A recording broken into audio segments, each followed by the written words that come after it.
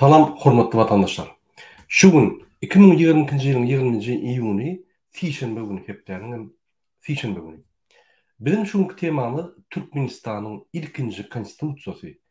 Türkmenistanyň ilkinji konstitusiýasynyň ýanky maddalaryny öwrenip şolara baha bermek. Türkmenistanyň döränden bäri 1992-nji ýylda Türkmenistanyň ilkinji konstitusiýasy kabul edildi. Şu temamyza başlamaka gelin başta Türkmenistanyň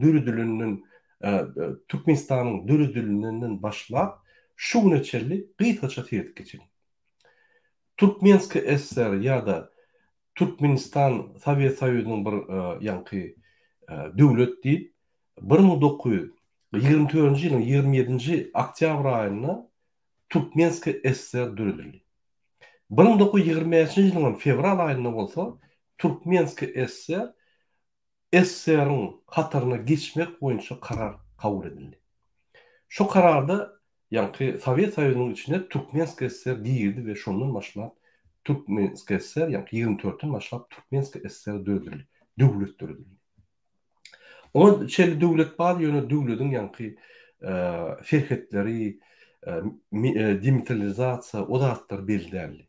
Ine şol 24-nji ýyldan bäri Türkmenski SSR başlap Türkmenistanyň iň ýanky döwleti dürüdüldi, birinji döwleti. Soň 70 ýylyň içinde ýanky ösüp 89-da da Sovet Soýuzy ýykylyp başlanda 1991-nji ýylda ine 27-nji oktýabrda Türkmenistan döwleti dürüdüldi. 1990-njy ýylyň SSR-iň dargamasy bilen 89-da başlatdylar, 90-njy ýylda eýem ýanky Pribaltik döwletlerden başga Sovet Soýuzynyň ýanky içki döwletler, 15 respublikasyndan käbir döwletler çykyp başlady bolýan. 1991-nji ýylda ine 27-nji oktýabrda Türkmenistan Sovet Soýuzynyň çykyp Türkmenistan döwletini döretdi. Ine şu Türkmenistan döwleti döredilende 18-nji maýda 1992-nji ýylda Türkmenistan döwletiniň ilkinji konstitusiýasy kabul edildi. Ferin, Türkmenski SSR bolanda 3 tane konstitusiýa boldy. Başta ýanky 24-de, soň 60-njy ýylda we 72-nji ýylda soň konstitusiýa boldy. Türkmenski SSR-iň soň konstitusiýasy. Ine şondan soň Türkmenski SSR ýa-ni Sovet Sosialistik Respublikadan Türkmenistan döwleti ýa-ni prezident döwletine biz 1992-nji ýylda 91-nji ýylda geçdik we 92-nji ýylda ilkinji täze döwlet, häzirki gidip duran döwletiň konstitusiýasyny kabul etdik. Türkmenistan döwletiň ilkinji konstitusiýasy 1992-nji ýylyň 18-nji maýyna kabul edildi. Şondan soň Türkmenistanyň konstitusiýasy ençemegedek goşmaçalar, üýtgünler girdirildi. 95-de, 99-da, 2003-de, 2006-da, 2008-de, 2016-da, 2020-de. Başdagı konstitusiýadan häzir konstitusiýa düýpli tapawut bolýar. Başta näme bolsa da entek ýaňy aýrylandan soň, ýa-ni Sovet Soýuzynyň türkmen halkynyň, türkmen intelligensiýasynyň, türkmen döwletiniň arzuwy wady. Ýani arasy ýoly gidip öz başda garaşly döwleti gurmak. Ine şol niýetler Türkmenistanyň baştonuna işleyen adamlar da vardı.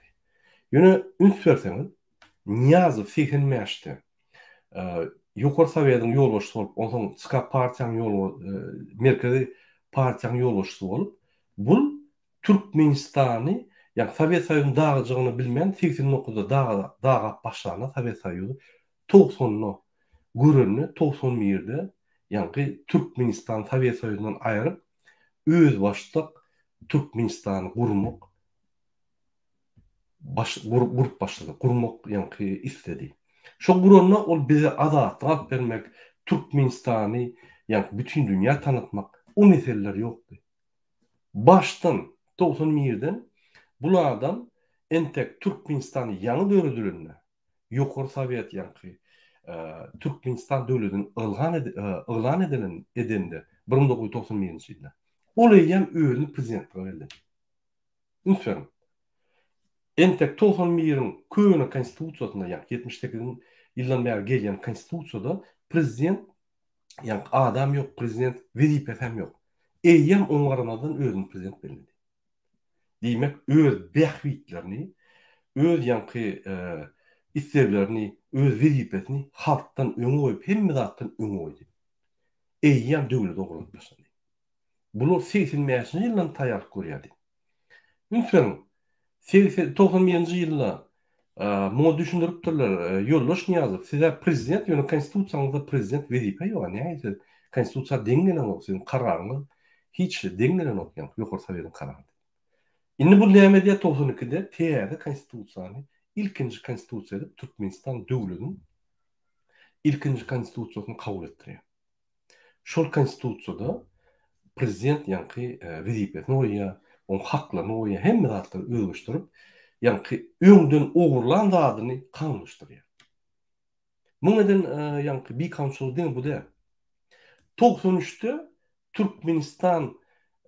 Türkmenistan'a özüni şah, ýanky şah etjek bolup we Türkmenistan döwletiniň adyny geçirýän boldy. Goňşy döwletler, Eýran, Özbegistan we beýleki döwletler näde açylyny bildirdi. O başga da bir ýanky argumentler boldy, şonu etmedi ýaly, gorkdy. Entek halk taýýar däl, entek daşdöwlet taýýar däl. Ýanky gorkdy şondan. Şonu gorkandan soň bul şa ýanky statusyny alman, şa özüne status goýman, türkmen başı statusyny alýar. Ünsün 91-den başlap ogurlap başlaýar döwletleri. Ine şoňa diktatorlyk diýär. Ine şoňa 91-nji ýylyň kanuny, haklary biziňki bilen deň, oňa garamadan öňe çykyp, ýani haklary ogurlap başlaýardy. Türkmen döwletini, Türkmen halkyny Allah Türkmen döwletini ogurlap başlaýar.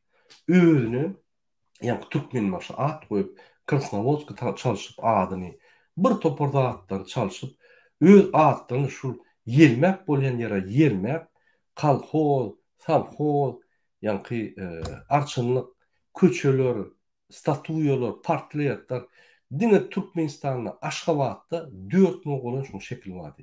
Portret, statuýa we beýlik zatlar. Hasaplap götürdiler. Indi şu ýaly Saparmurat Niýazow başdan soňuna çelli diňe döwleti ogurlamak. Ýöne şuň diýesi, döwleti ogurlamak, şah bolmak, Türkmenistany adyny çalyşyp öz şahlyk etmek ideýesi gitmedi 93-de. 2002-de ýene geldi şol diýe. 2002-de ýanky Şyk Muradowlaryň hereketi bolan soň şol ideýa 2004-2005 ýyl aýryldy. O şol hereketler köşejenden soň 2005-de ýene şol ideýa gaýtaryp geldi. Ol ideýa gaýtaryp gelende ýöne aýdylan ok.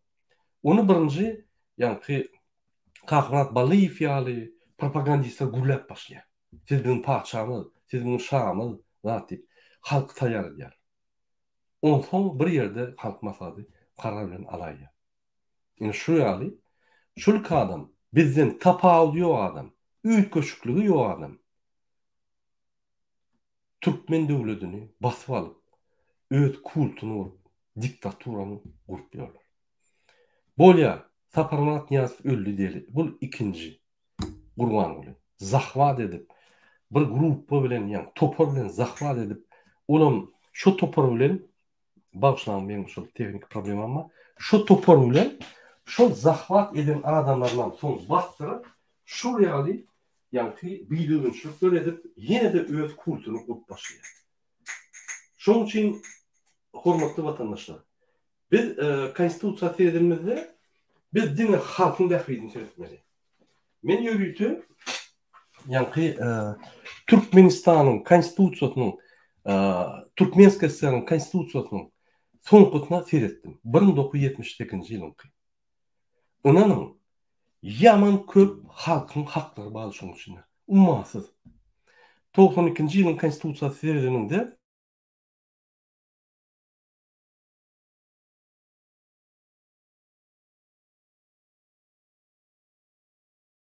Bağışlan, yaraman soň men açyk üsülme bolýar. 92-nji ýylyň konstitusiýasy seredinde Federinde yani 1972 yılın konstitutsiyasında halkın, zähmetkeşlerin, yani işgärlerin hakları ummasız boldy.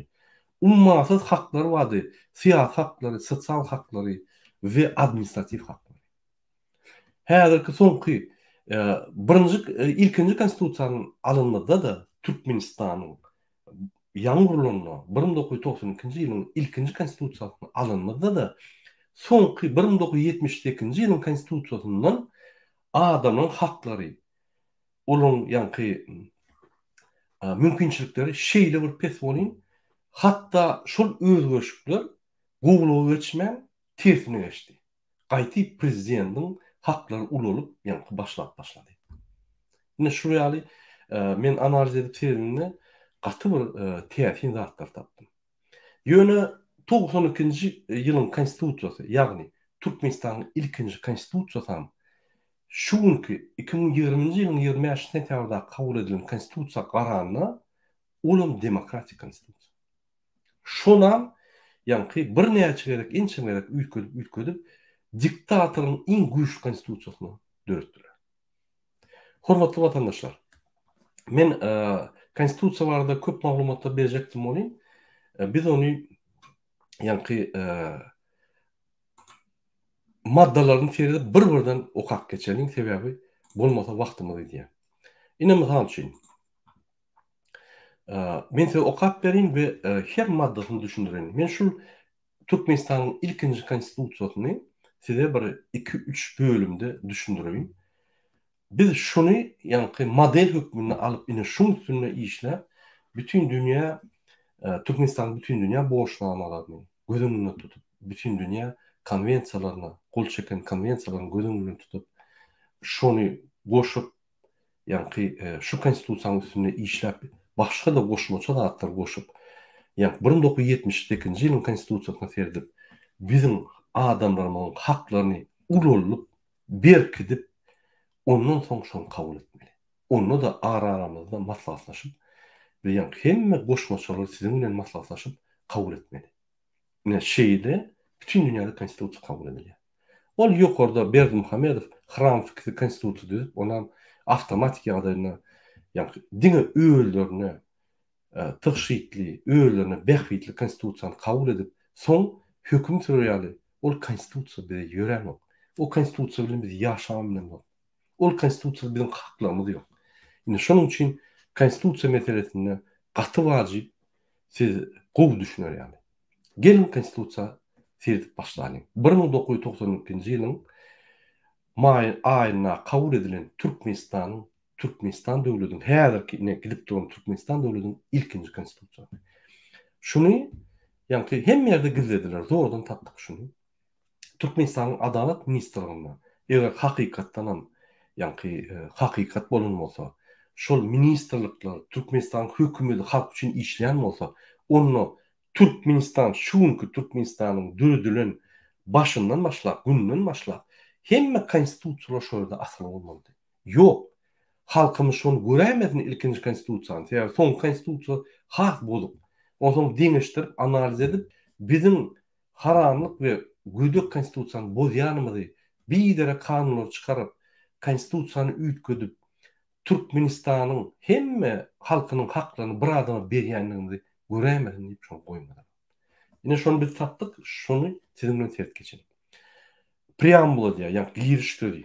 Türkmenistanyň konstitusiýasy. Türkmenistanyň halky bolan biz öz ykbalyny tehitlemek baradaky mizemez hukumata daýanyp watanymyzyň häzir kim geljek ykbaly üçin jogapkärçiligimizden uralyp ata-babalarynyň agzy bir parahat, oňşukly ýaşamagy ünnen wesiýetlerine ıralarymyzy beýan edip milli gymmatlyklary we bähwitler gorap saklamagy Türkmen halkynyň öz yktyýarlygyny puhtulandyrmagy maksat edilip her grajdanyň hukuklaryny hem azatlyklaryny kepillendirip jemgyýetiň asudalygyny hem milli agdywýerligi üpçün etmäge hak häkimetiniň we hukuk döwletiniň esaslaryny berkara etmäge çalyşyp şu konstitusiýany Türkmenistanyň esasy kanuny kabul edýär. Ine şu birinji ýa giriş sözi şu konstitusiýanyň inni bir indikasiýa edelim. Ine birinji bölüm Türkmenistanyň bir minut. Türkmenistan konstitusiýon guruşynyň esaslary. Birinji madda: Türkmenistan demokratik, hukuk we dünýewi döwlet bolup, onda döwleti dolandyrmak prezident respublikasy formasyna amala aşyrýar. Diýmek, birinji konstitusiýadan başlap bolar eýem prezident parlament döwletlerle, parlament prezident döwletlerle gönüp prezident döwlet etip goýýar. Men şu diýişimi Sapar Murat Niyazow birinji konstitusiýanyň öz üçin taýýar edip, öz üçin goýdy. Eýem prezidentiň, prezident döwleti we prezidentiň haklary halkyň haklaryndan has ýokary bolmaly. Eýem tasdiklamak üçin. Türkmenistan öz territoriýasyna höküm rovandyr we bütün häkimeti eýdir. Ol içeri we daşary siýasaty öz başlyk amala aşyrýar. Türkmenistanyň döwlet öz ıhtiýarlygy we territoriýasy bütügidir hem bölünmezdir.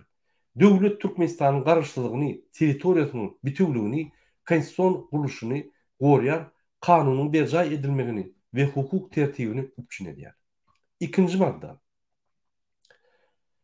madda Türkmenistanyň öz ıhtiýarlygyny halk amala aşyrýar. Halk döwlet häkimetiniň ýeke-tek gözbaşydyr. Lütfen, Türkmenistanyň öz ıhtiýarlygyny halk amala aşyrýar. Halk döwlet häkimetiniň ýeke-tek gözbaşydyr.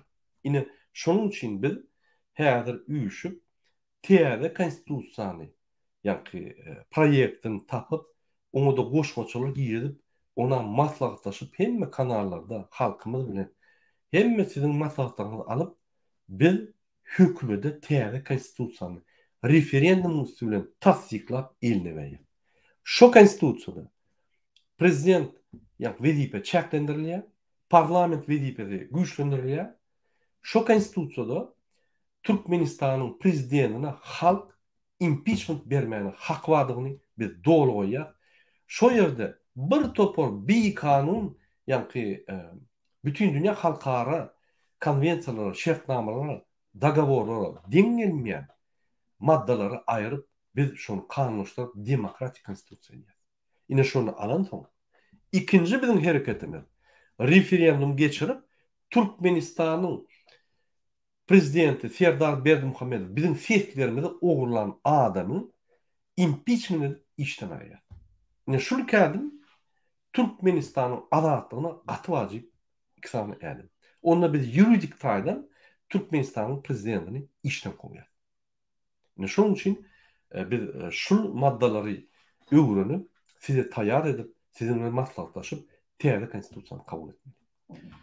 Ikinji madda: halkyň hiçbir bölегiniň, hiçbir guramanyň ýa-da aýry-aýry adamyň döwletde häkimeti eýlemäge haky ýokdur. Ine sebäp bir maşgala, bir bandit topar, çüýrük tohum, onuň arkadagy ferdary bilen döwleti eýledir. Doňlanlaşyny goýup, gaýyn tarapyny goýup, biziň döwletimizi öz owasyna döndürdiler. Owasynda da şo realat ýok. Bir owada çüýrük tohum ýaşanlar, onuň bir kiçik bölegi bolýar. Bul bolsa häkimetimizi dol basmalylar.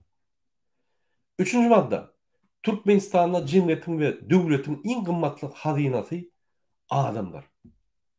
Diýmek, Türkmenistan döwletinde prezidentiň iň gymmatly jemgyýetiň, döwletiň gymmatly hazinasy adamlar. Döwlet grajdanyň öňüne jogapkärdir. Döwlet grajdanyň öňüne jogapkärdir. Hanjy jogapkärçilik? Serdar Berdimuhammedow ýollary ýapýar, gurbanyň ýollary ýapýar. Hanjy jogapkärçilik? Näme sebäpli? Ine şu zatlar konstitusiýadan aýrylan soň şo sebäpleri unutup şunu ýollary ýapýar, etjegini. Ol şahsiýetiň erkin ösmegi üçin şert döredilmegini üçin edýär. Grajdanyň janyny, namasyny, mertebesini we azatlygyny, şahsiýetini, el degirmerligini, tebigi hem midemel hukuklaryny gorýar. Ýadyňyzda bolsa biz Gurbanulyny tanqid edip ýani kabinet ministri adamlar çykaryp men seni beýderin, eýderin, Niýazow ýaly bazardan tillaşa asyp goýarym seni teke bazardan. Adamlaryň mertebesini bozup, ýani şahsiýetini aýtyp bir kançylyk edýär. Biz şonu ýatyrdyk Berdimuhamedowdan. Sebäbi ol bütün dünýä ýazdyk. Ferdiň ine diktatoryň ýygnakda ofitsialny demokratik döwletde edýän zady. Şunu demokratik hatardan aýyrmaly we şunu tutsak etmeli diýip başladyk bolun ýatyrdy şu zatlar. Inni kabinet ministrinde ýani bu ýaly adamyň mertebesini açyryp, bunu maskara edip ýören oklar. Serdar ýene başlady. Inni Serdaram şonu koda eltip bütün dünýä tanıtmaly. Üçüncü madda. Türkmenistanda her bir gardan öz üstüne konstitusiýanyň we kanunlaryň ýükleýän borçlaryny ýerine ýetirmekde döwletiň öňünde jogapkärdir. O normal. Egerde hökümet senin öňünde jogapkär bolsa, senin öňünde jogapkär. Bu da hatlar yerlikli.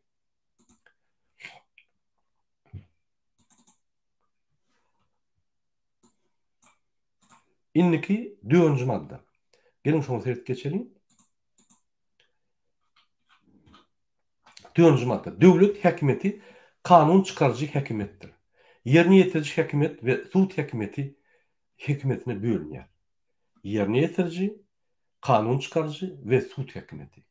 O dogry. Ol hemme döwletlerde şeýle. Bu häkimetler öz başdak amaly aşylýar we bir-birini bilen sabır takatly işleýär. Ünsüň Türkmenistanda Gurbanuly hemme zat dolandyrýar. Serdar aýdýar, böküp edýär. Suud aýdýar, böküp edýärler. Diňe bir adam dolandyr. Hemme Türkmenistanyň döwlet şahalaryny eline alyp Türkmenistanyň öz mellegine öňürdi. Geçirdi. Türkmenistan konstitusiýasy döwletiň iň ýokary kanundyr. Onda beýan edilen normalar we düzgünler göskönü hereket edýär. Konstitusiýa tesirleyen kanunlaryň we beýle hukuk aktlarynyň ýuridik güýji ýokdur. Men şoň üçin aýdýam, konstitusiýany gowy şoňa laýyk gelmese ýatyrylmaly şu zatlar. Mysal üçin, ine Serdar Berdimuhamedow aýal masaly boýunça karar çykardy. Konstitusiýa deňelen ýerine ýetirmeli. Gaýtyp şunu tutup basmaly. Serdar Berdimuhamedow. Döwlet sırryny we ýa kanun arkaly goralýan başga sırlary öz üçin alýan hukuk aktlary bolaýmasa, döwlet organlarynyň ähli hukuk aktlaryny çap etmek arkaly ýa-da başga usul bilen hemmelerin dikkatyna ýetirilýär, halka ma'lum edilýär. Gardanlaryň hukuklaryna we azatlyklaryna degişli hukuk aktlary hemmelerin dikkatyna ýetirilmese, öýlerini kabul edilen pursatyndan güýjüni ýitirýär. Diýmek, istenen karary Türkmenistan prezidenti ýa-da meclis çykaranlar gazetlerde çap edilip halka ýetirilmese hasap edilmeýär. O dil görkezme, beýlek görkezme, MHM terroristlaryň işleýän ýa-ni görkezmeleri hasap däl. Haçanda öýüňe bir gelen ýagdaýda, ýa köçede saklanan ýagdaýynda soran hani görkezme? Ýokmy? Bize ine dil görkezme bar. Dil görkezmeni bir ýerine sokma. Hani ýa dokument? Ýokmy? Hakyň ýok. Prokuraturany çağırın. Aýdyň men maşynym alýar. Näme ezatyny alýan düşünürüm bilen okdy. Prokuraturany çağıryp bassyn şonu. Polis bolýan. MHM öňe gelýärmi? Näme ezatyny geldi? Ay bizde bir gurrun var. Ine siz bardy. Hawa aýdyň näme gurrun? Şuraya. Ofitsialny повестки berende men çağırym. Çağıran okmy? Sağ ol. Giden okmy? Prokuraturany çağıryp, polisini çağıryp, ine gelip reki edýär. Menden şantaj edýär, pul alýar diýip gaç gider. Öňüne barmany, gaýdyp dolanmany gorkar. Ine şu ýaly görüşmeli, ine şunu öz hakyny almak üçin grajdan gaýratlyk diýär. Men näme şu gaýratlyk diýem, bu grajdan aktivnysy, bir grajdan jogapkärçiligi şol. Siz şonu etmeli. Ýöne Türkmenistanda bu gaýratlyk bolýar. Bundan sakda egerde başga döwletlerde ýöne pursatynda edilýän bolsa Türkmenistanda gaýratlyk bolýar şu. Şoň üçin şonu ünsem. 6-njy madda. Türkmenistan halkara hukugynyň hemmeler tarapyndan ikrar edilen normalaryny ileri tutýar. Diýmek, Türkmenistan beýleki ýa halkara gurumlar bilen çekilen borçnamalaryny, şertnamalaryny, konwensiýalaryny öz konstitusiýasyndan, prezidentiň kararlaryndan, meclisiň kararlaryndan has ýokary tutýar. Mysal üçin, halkara paktda adamlaryň grajdan we siyasi haklar boýunça. Şol ýanky adam haklarynyň jarnamasy şoňa geçdi. Indi şol häzir bütün dünýäde 200 gowrak döwlet bolşakdy. Hemme döwletlere ýöre ýaşar. Hemme döwletleriň konstitusiýasy şondan gelip çykýar. Eger şoňa deňgenmese, konstitusiýany ýatyrmaly. Ine bizim konstitusiýamyz, şu konstitusiýamyz şoňa deňgelen. Men şoň üçin ýa biz şonu hökman aýyrmaly. O konstitusiýada bize hiç kim hak beremek. Diňe Berdimuhamedowlar hak berýär. Kim şuň ýol boşy bolsa şoňa hak berýär. Bize uluýar konstitusiýa näme? Diktatorlyk konstitusiýasy diňe diktator üçin. Onu bizim döwletimiz konstitusiýany ütkürmede egerde ertir çalşaýtagam kim goýsa onu diktator bolýar. Şoň üçin fundamentalna kökünden başlamaly reforma. Berdimuhamedow iň ýokardaky biz kökünden başlasak ýokardaky özleri ýykylýar.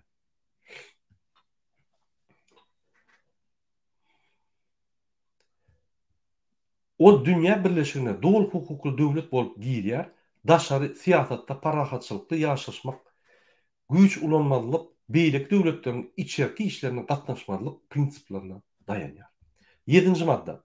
Türkmenistanyň öz grajdanlygy bar. Grajdanlyk her bir adama kanun laýykda berilýär, kanuna laýyklykda saklanylýar we ýitirilýär. Hiç kimi grajdanlygyndan ýa-da grajdanlygyny ütgetmek hukugundan mahrum etmek bolmaz. Türkmenistanyň hiç bir grajdanlyny özge döwletiň eline bermek bolmaz. Ya-da Türkmenistanyň çäginden kovup çykarmak ya onun watana gaýdyp gelmek hukugyny çäklendirip bolmaz. Ine şu madda gaty wajyp öňkü konstitusiýada bardy, soňkuda men ýalňyşmasam ýok. Türkmen adam öz grajdanlygyny öz ihtiýary bilen ýitirbilýär. Ýa-da Türkmenistan garşy ýa watana garşy hereket eden ýagdaýynda ýitirip bilýär.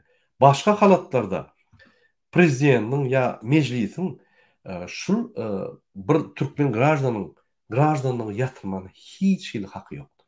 Şonu ýadyňdan çykarma. Ýa-da bir Türkmen grajdanlygyň öýüne gaýtmagyny çäklendirmäni hiç kim haky ýokdur. Ine şol 7-nji maddada aýdylýar. Häzirki ýollar ýapylşy.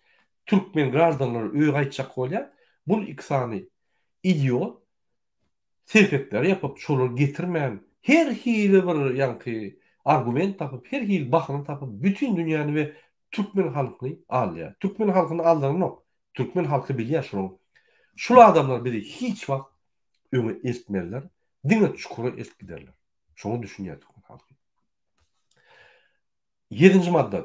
Döwlet Türkmenistanyň territoriýasynda da onun çäginde daşarda da öz grajdanlaryny gorýar hem olara penäkärlik edýär.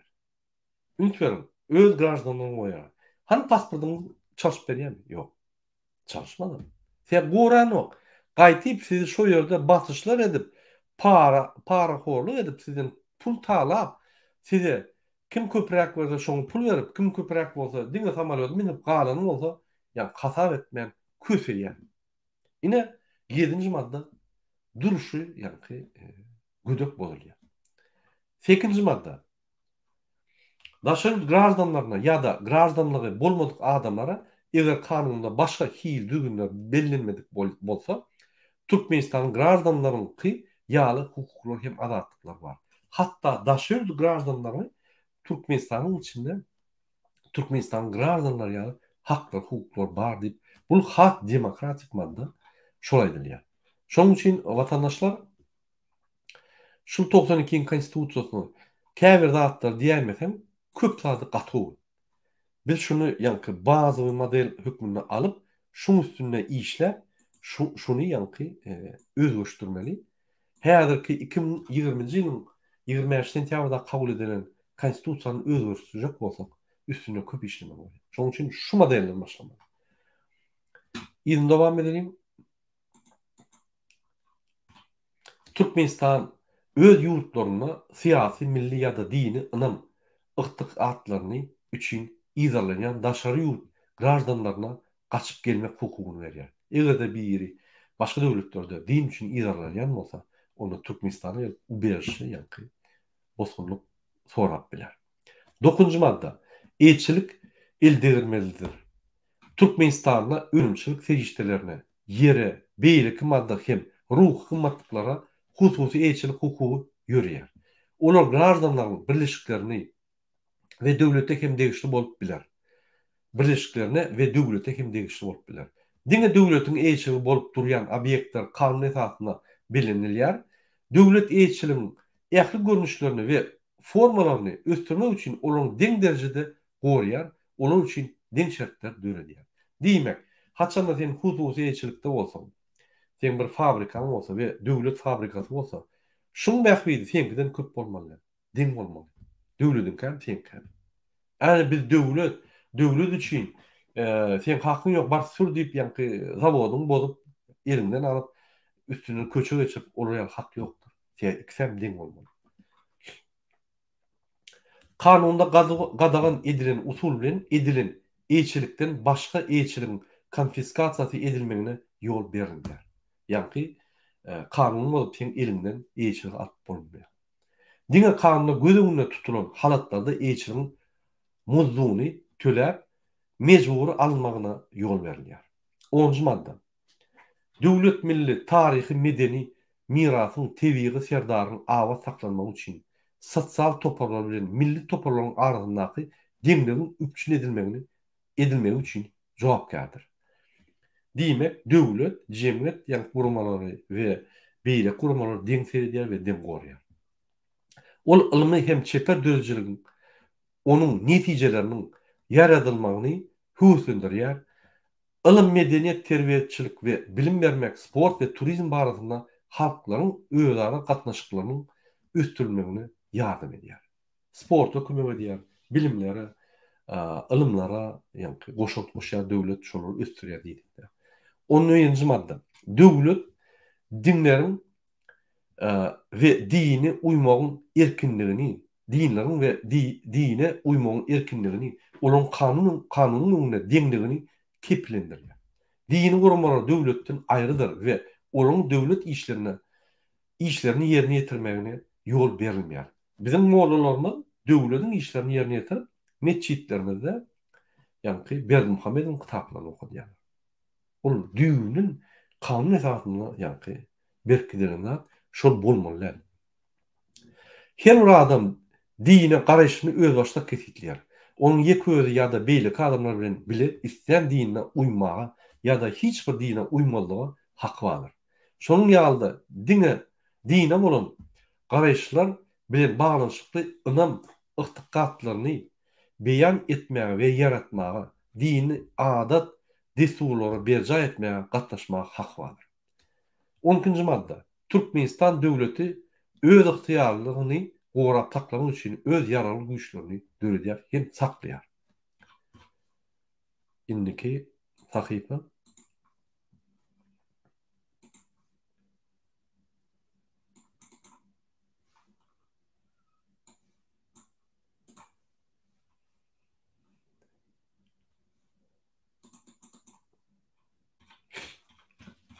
13-njy madda.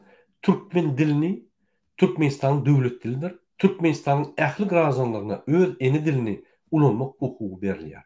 Türkmenistan'ın öz yktyýarly döwlet hökmündäki nişanlary onuň döwlet baýdagy, gerbi, giyimli.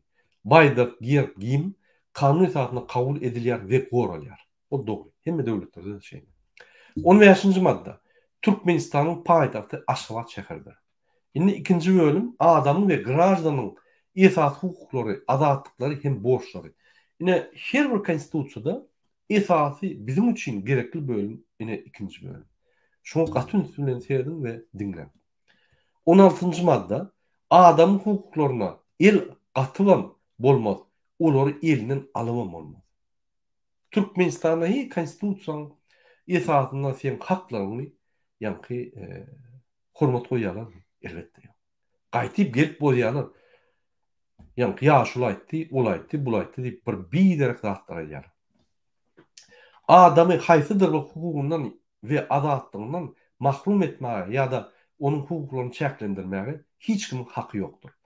Beýle ýa-da diňe konstitusiýa we kanuny laýyk gelýän mahalyna ýol berilýär.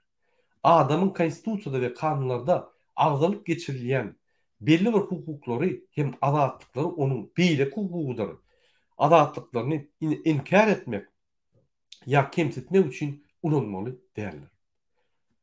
17-nji madda. Türkmenistan gражданlarynyň haýsy millete degişlidigini gelip çıkışına, emlak hem vezipe ýagdaýyna, ýaşaýan ýerine, diline, dine arayışına, siyasi yktykadyna, haýsy partiýa degişlidigine garamazdan olara den hukuklar we azatlıklar berýär. Şeýle hem gражданlaryň kanun öňündäki deňligini keplendirilýär. Diýmek, sen Lewapda ýaşa, Daşoğlu vilayetinde ýaşa, Marda, Balkanda, ahalla tapagy ýok, hemmämet ýa. Bir vilayet, beýlik vilayetden ýokar däl.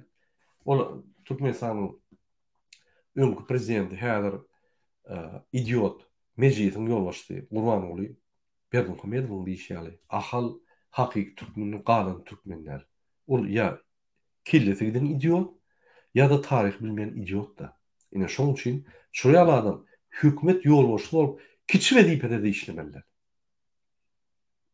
Doğru düşünün adamlar. Bize siyasatda tupoy, siyasatı bilmeýän, millet parajalyk trambolizmi östürýän adamlar siyasata goşulmalylar. Şolary tapdygyny, şolary derrew aýyrmaly siyasatdan.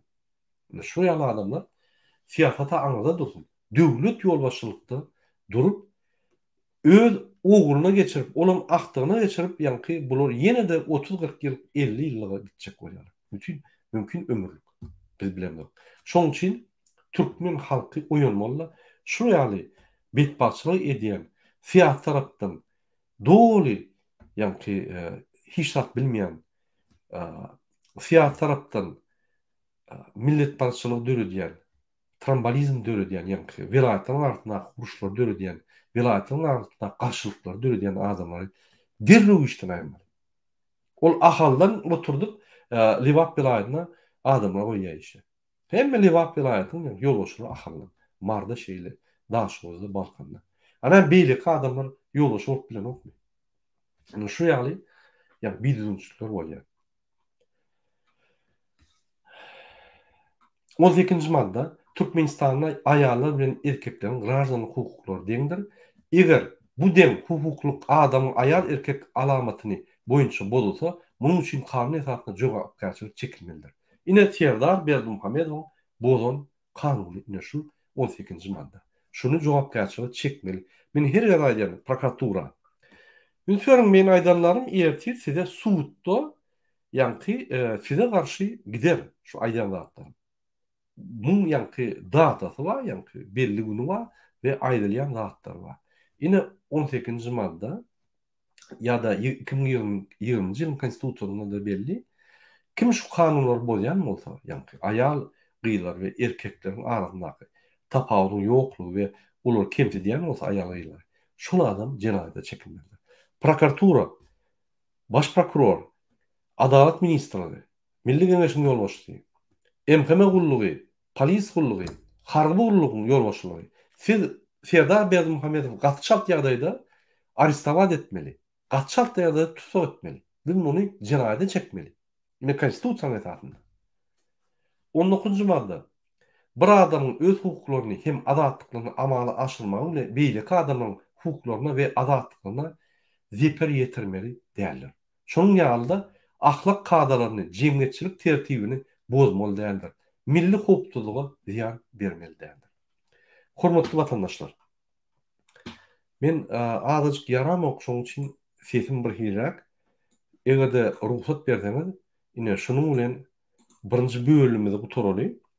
Egerde siz şul ýanky 1992-nji ýylyň may aýyna kabul edilen Türkmenistan häzirki gidip duran Türkmenistan döwletiniň ilkinji konstitusiýasyndan soraňyz bar bolsa, ýazyň şu kommentariýada şu videoň aşagynda. Ýa biz şuny bazı model ýanky bazı hökümde ulanyp ýöne şuna özleşdirmeli, düýpli. Entek bulun bir ýanky çygy, muň üstünde de işlemeli. Şonuň üçin bir täze konstitusiýa geçmeli. Täze konstitusiýada bizim haklarymyz, halkyň haky gaty ummasyz uly bolmaly. Prezident hakyndan, mejlisiň hakyndan. Ne şonu biz haklarymyzy gorap, Olary kontrolda saklap, hökümeti kontrolda saklanlar. Onda bizi ösüp biler. Şoň üçin ine şoň bilen men öz gepleşim otarýan. Watandaşlar bir diýjek bolýan ine Fransa bilen deňeşdirende Fransada her gedek şuraya konstitusiýa kabul edilende täze respublika döredilýär. Birinji respublika Fransa, ikinji, üçüncü, dördüncü, beşinji respublika döredilýär. Ine bizde bolsa näçe konstitusiýa öküdildi? Ol konstitusiýalar 2016 ýylda bolan konstitusiýalar ýygynadylar, ýok. Onu ýa-ni Adalet ministrligiňe atyly der. Diňe soňky satyk. Başga konstitusiýa ýok. Biz olary ýa-ni görüp durmaly. Islenýän adam islendik wagty el ýeterlikli konstitusiýany alyp, ýa-ni el ýeterlikli bolup şu konstitusiýa biz şonu öwrenip hökümete, prezidente ýa kanun çykarjy organa ýa-da sud ýa-ni kadetlere arda ýazyp öz nägeliklerini bildirmäne mümkinçilik bolaýmaly. Hökman. Ýa ol kanunlar, ol gizli kanunlar däl. Olar ofisial Türkmenistanyň guruluşundan başlap, ýa-ni 92-nji ýyldan başlap, 91-nji ýyldan hemme kanunlar ýa arhivde we metbuatda bolmaly. Tap bolmaly. Şunun bilen men öz gepleşim otarýan, sizin hemmäňizde janlyk arzu edýän we adaletlik arzu edýän. Sağ olun vatandaşlar.